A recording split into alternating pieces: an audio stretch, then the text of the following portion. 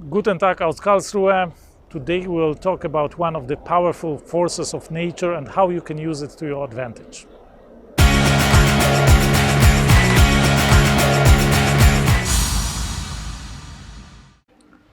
Behind me you can see the royal castle of Baden. This kind of setting always make me think about the rules which applied earlier on. And some of the rules didn't let people to mix up or to marry with people of lower origin. But some of the rules, they are just basic psychological rules, and they also apply today. They are not a written law, but they can help us in our development and help us in our way to succeed in life. What am I thinking about? Certainly, you know the rule, you are the average of 5 people you spend most time with.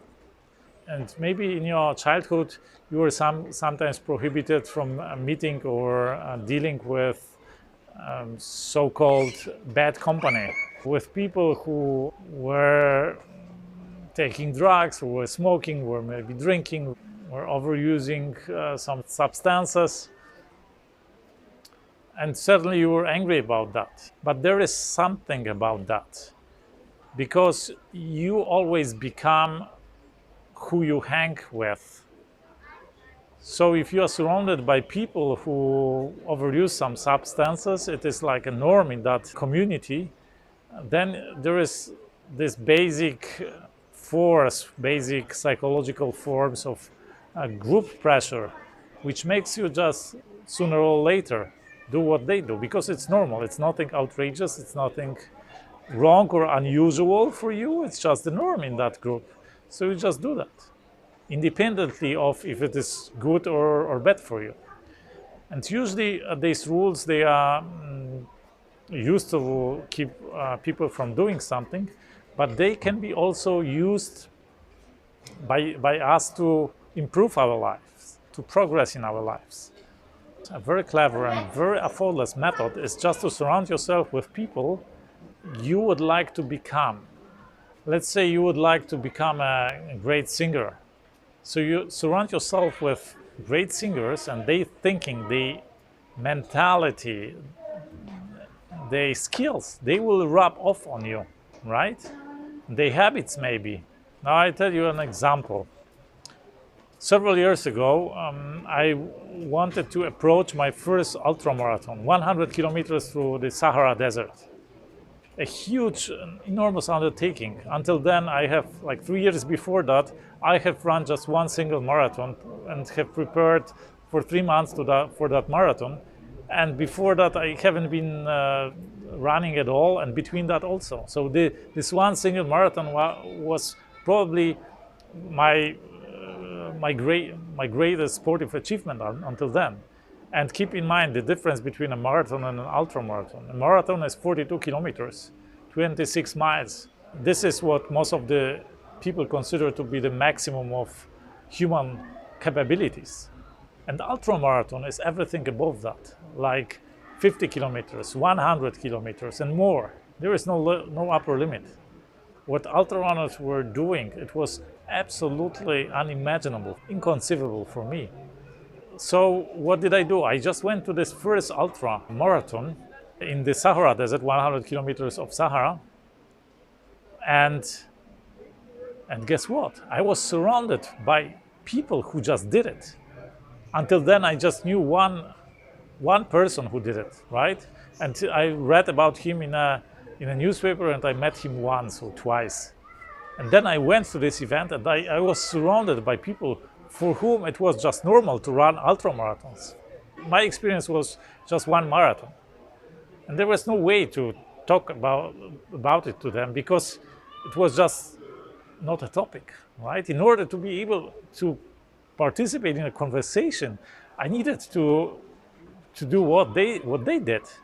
And guess what? What they did turned from outrageously impossible to pretty normal, because I learned them as friends. They were pretty normal, almost normal people like maybe you and me. And it was possible for them, and it was just a norm. They just did it, right? So it became pretty doable and maybe even normal. This became a new norm, a new level for me, like a new model of behavior. And guess what? My perspective changed from something impossible or from something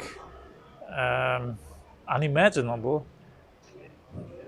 It turned to be doable and possible. And these people, they knew how to do it, how to train, how they did it. So it was pretty easy to ask them and to find out. And before that, running, I don't know, 10 kilometers a day, it was a big deal, right? And after that, I was able to even run a marathon before breakfast, because it turned out they do it, and I knew it was possible, right? The same you can do in business, right? If you want to become a great businessman, surround yourself with businessmen, with entrepreneurs on the level you want to become. The better, the higher, the better, of course. And then it will rub off on you. Their mentality, their thinking, their methods, their approach. And if you are surrounded by these people, the magnitude of your thinking will change. You will adjust to that level. So you can use this, you are the average of five people you are surrounded by, you can use it to your advantage. You know, this is one of the advantages of my project, because I am surrounded right now by billionaires. I am in daily contact with billionaires, 25 billionaires from all over the world. And of course, I learn a lot from my business. Now, how can you surround yourself with these people? How can you surround with people you want to become? Probably the easiest method is just to go to the places where they are. What are these places? You go to conferences, you go to seminars, you go to events when these people are present. Let's say you want to become an artist, a painter.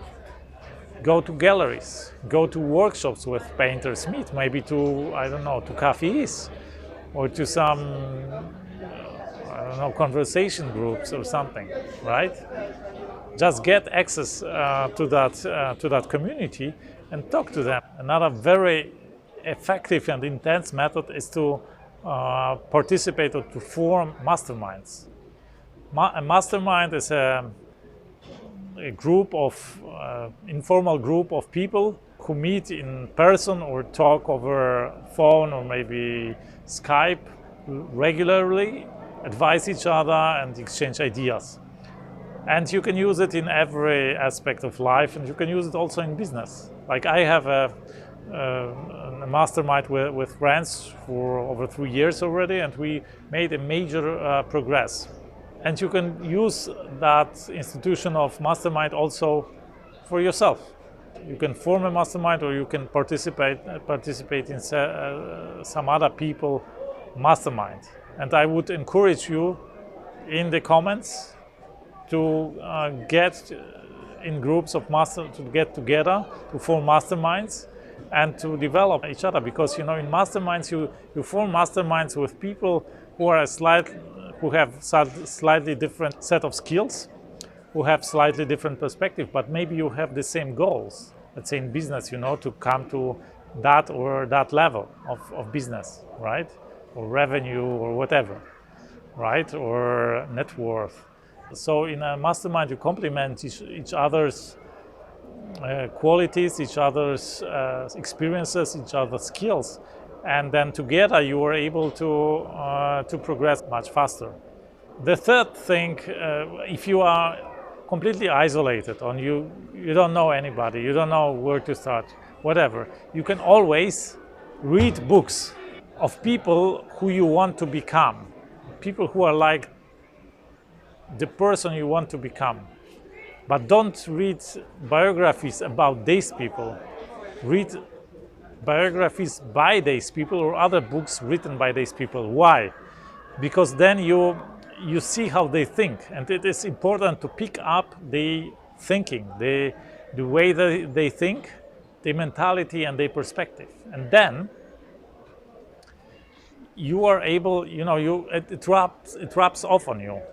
You get to conclusions, you get to realizations, but also you are able to form a so-called virtual mastermind. A virtual mastermind is a tool which was used also by Napoleon Hill. Napoleon Hill is a great precursor of me. 100 years ago he wrote a similar book to mine, but he did his research only in the States. What I do is one level higher on a global level. Some people called me Napoleon Hill of 21st century.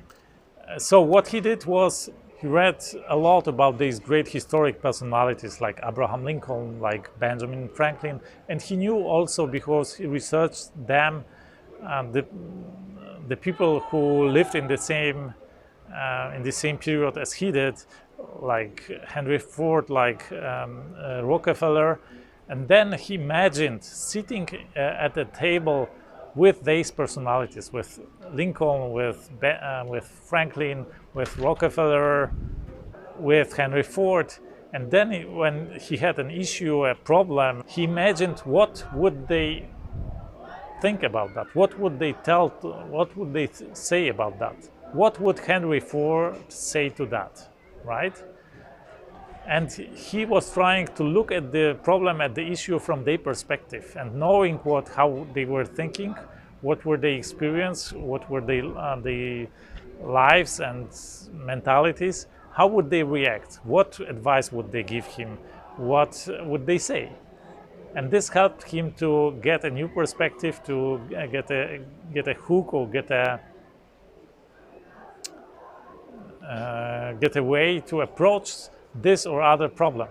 So this virtual mastermind is a possible method if you don't have a real mastermind, or maybe you are not able to really surround yourself with the people you would like to become, right? And the funny thing about this rule of becoming the average of 5 people you surround yourself, it's really effortless. It's just a natural force that pushes you into that direction. You don't really need to force yourself or to overcome any struggles and limits or whatever. It is a really natural force, and it is, so to say, easy, right? Once you are in that community, in that group, it happens almost automatically. So I encourage you to use that tool, to use that force to your advantage. Because remember, why would you swim upstream if there is a way to use the force of the stream to your advantage, right? To use the natural forces. Don't be the fool who opposes the basic laws of physics of nature. Be the wise guy who uses them to his advantage. If you want to learn more about success, subscribe here. And here you will find one of my favorite Videos. Tschüss und auf Wiedersehen aus Karlsruhe.